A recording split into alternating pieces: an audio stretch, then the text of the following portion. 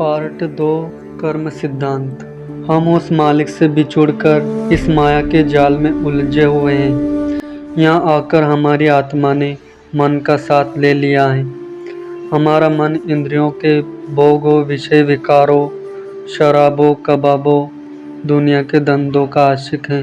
हम जो कर्म मन के अधीन होकर करते हैं, उसका नतीजा आत्मा को भी भुगतना पड़ता है, क्योंकि आत्मा और मन की गांठ बंधी हुई है।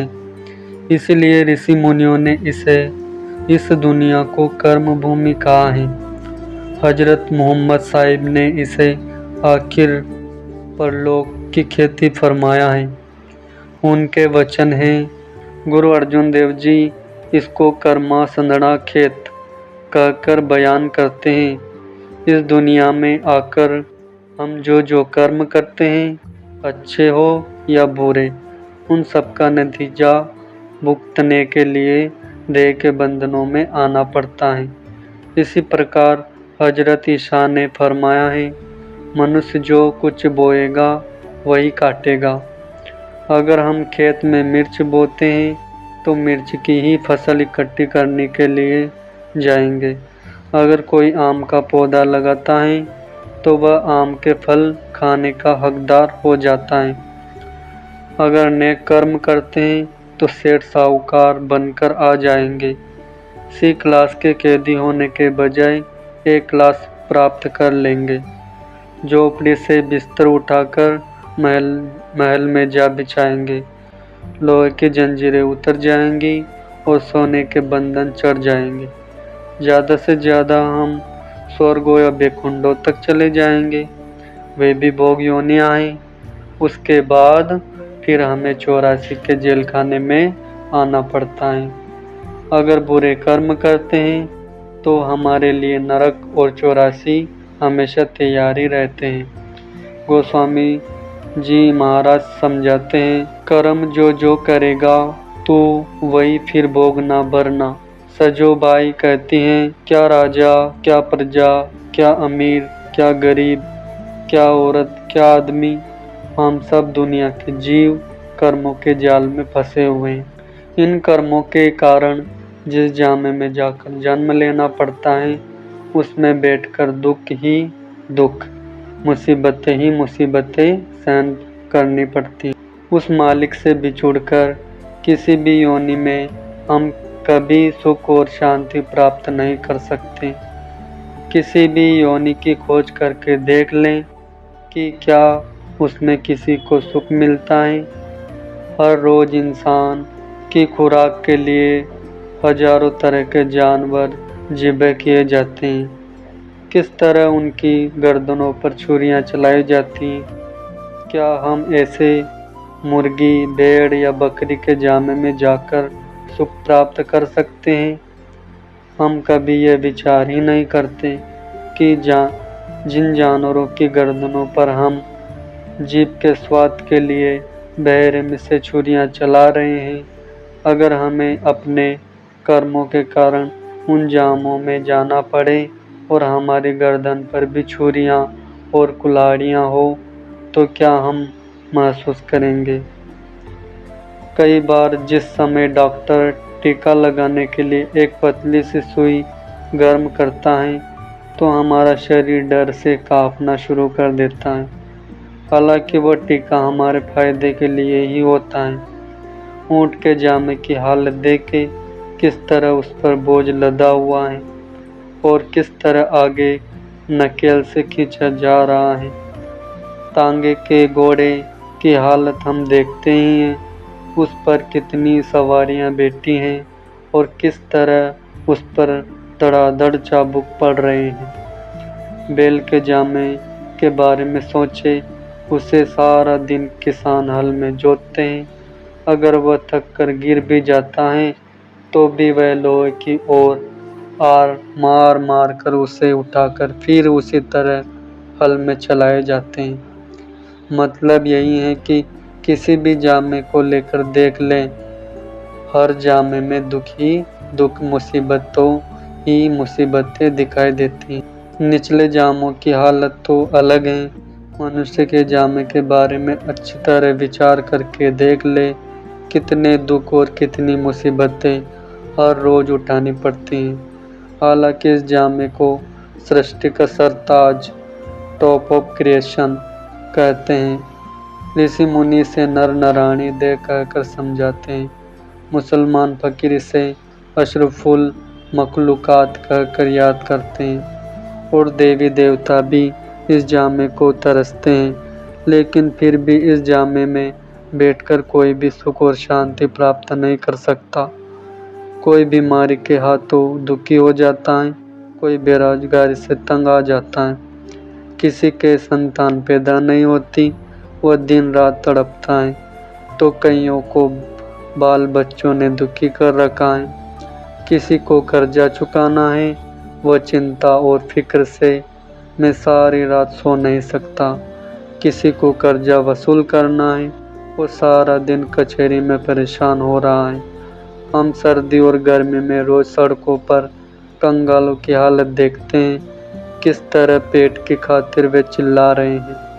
इसी तरह अस्पतालों में जाकर बीमारों की चीखें सुनते हैं कि किस प्रकार वे बेचारे दुखी हो रहे हैं।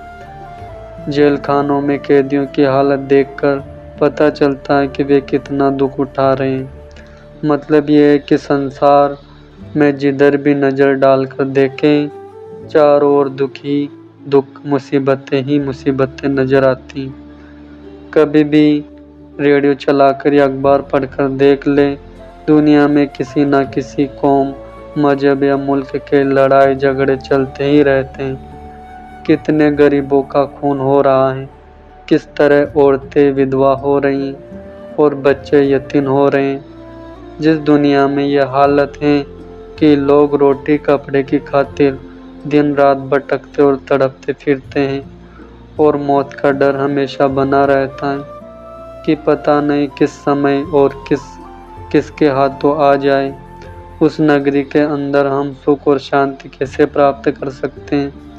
गुरु नानक साहिब का कथन है, नानक दुखिया सब संसार।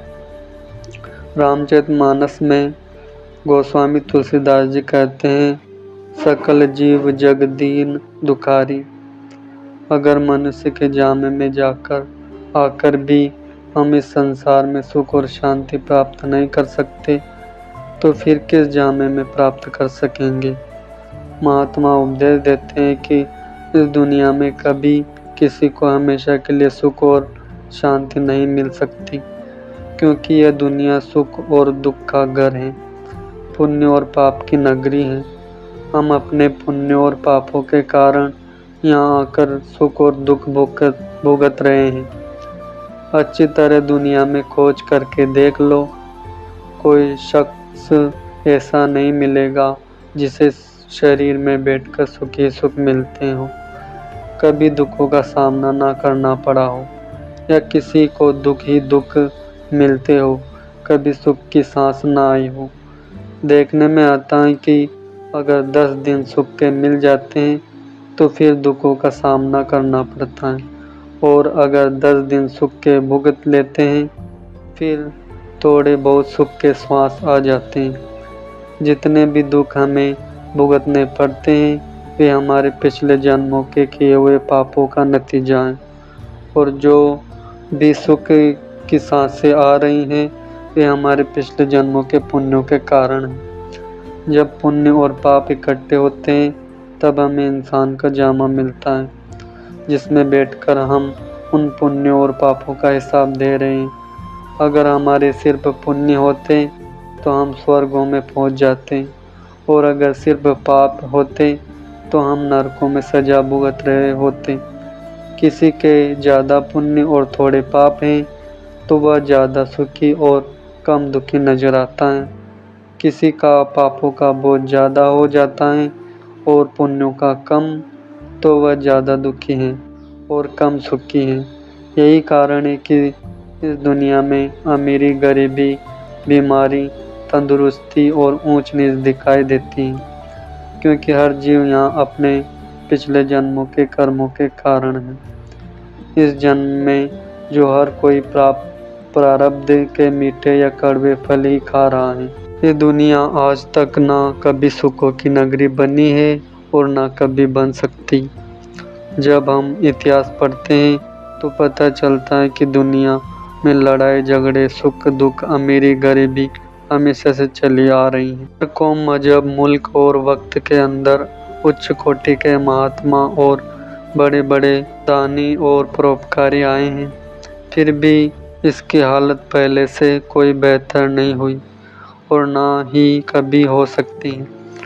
अगर संत महात्माओं का मकसद इस दुनिया को स्वर्ग या सुख की नगरी बनाने का होता तो वह आज तक ये दुनिया जरूर सुखों की नगरी बन जानी चाहिए थी। बल्कि वे तो हमें ऐसा साधन और तरीका बताते हैं कि जिस पर चलकर हम हमेशा के लिए इस देह के बंधनों से मुक्त हो जाएं और फिर इस दुनिया में ही ना आए। दुनिया के कांटे इकट्ठे करने में आज तक किसी ने सफलता प्राप्त नहीं की और ना ही कोई कर सकता है। लेकिन अगर हम अपने पैरों के मजबूत जूते पहन लें तो वे कांटे अपना असर नहीं कर सकते। दुनिया की समस्या ना आज तक किसी ने हल की है, ना कोई हमेशा के लिए हल कर सकता है। लेकिन महात्माओं के उपदेश पर चलकर हम अपने ख्याल को इतना ऊंचा ले जा सकते हैं कि दुनिया के सुख और दुख की समस्या हम पर असर ही नहीं कर सकती। ईसा मसीह ने बाइबल में जिक्र किया है, यह मत समझो कि मैं धरती पर मेल कराने आया हूँ। मेल कराने के लिए नहीं बल्कि तलवार चलाने आया हूँ, क्योंकि मैं तो आया हूँ कि बेटे को उसके पिता से और बेटी को उसकी माँ से और बहू को उसकी सास से अलग कर दूँ। यानी मैं इस दुनिया को सुख और शांति की नगरी बनाने नहीं आया बल्कि जीवों को यहाँ से आज़ाद करने आया हूँ। माँ बाप, बेटे बेटियाँ वगैरह के आपस के मोह के बंधनों को काटने आया हूँ। एक दूसरे के लगाव, मोह या प्यार की जंजीरों को तोड़कर उनको आज़ाद करने आया हूँ। निसंदेह संसार में परोपकारियों और समाज सुधार की कोई कमी नहीं है। यहाँ अनेक दयालु और नेक पुरुष हुए हैं, लेकिन जो उपकार संत महात्माओं का इस दुनिया पर है वह किसी और का नहीं हो सकता। मिसाल के तौर पर एक जेल खाने में बहुत से कैदी हैं। एक परोपकारी देखता है कि गर्मी का मौसम है और उन कैदियों को ठंडा पानी पीने को नहीं मिलता। वह उन पर तरस खाकर बर्फ़ डालकर शरबत वगैरह का प्रबंध कर देता है। उसने उन कैदियों पर बहुत उपकार किया। दूसरा परोपकारी सोचता है कि कैदियों को अच्छा खाना नहीं मिलता। वह दया करके अच्छे अच्छे स्वादिष्ट भोजन, मिठाइयाँ आदि बनवाकर उनको दे देता है, जिससे कैदी और खुश हो जाते हैं। उसने भी कैदियों पर उपकार किया। तीसरा परोपकारी देखता है कि तेज सर्दी का मौसम है। उन कैदियों के पास सर्दी से बचने के लिए गर्म कपड़े नहीं हैं। उसने काफ़ी रुपये खर्च करके उनको सर्दी से बचने के लिए गर्म कपड़े पहनवा दिए। इस परोपकारी ने शायद पहले परोपकारियों से अधिक उपकार किया। इन सभी परोपकारियों ने कैदियों पर तरस खाकर उपकार किया, जिससे कैदियों की हालत पहले से ज़्यादा अच्छी हो गई। वे सी क्लास से ए क्लास के कैदी तो बन गए और उनको जेल खाने में ज़्यादा सुख और आराम भी प्राप्त हो गया। लेकिन इन सब परोपकारियों के होते हुए भी कैदी तो जेल खाने में ही रहे। चौथे परोपकारी ने, जिसके पास जेल खाने की चाबी थी, कैदियों पर तरस खाकर जेल खाने का दरवाज़ा ही खोल दिया और उन्हें हमेशा के लिए आज़ाद कर दिया। अगर इनमें सबसे ऊंचा परोपकार है तो उस जेल खाने की चाबी वाले का है। संत महात्मा इस 84 के जेल खाने की चाबी लेकर संसार में आते हैं और हमें हमारे अंदर मालिक से मिलने का शौक़ और प्यार पैदा करके हमें रास्ता और युक्ति बताकर दूरधाम पहुंचाकर हमेशा के लिए इस जेल खाने से आज़ाद कर देते हैं। इसलिए संतों और महात्माओं का परोपकार दूसरे सब सुधारकों या परोपकारियों के परोपकार से कहीं ऊंचा और सच्चा है। महात्मा हमें उपदेश देते हैं कि जब तक हमारी आत्मा वापस जाकर उस परमात्मा से मिलाप नहीं कर लेती, तब तक हम शरीर के बंधनों और संसार के दुखों से छुटकारा नहीं पा सकते। कबीर साहब फरमाते हैं, चल हंसा सतलोक हमारे, छोड़ो ये संसार हो। तो स्वामी जी महाराज का फरमान है, धाम अपने चलो भाई, पराए देश क्यों रहना।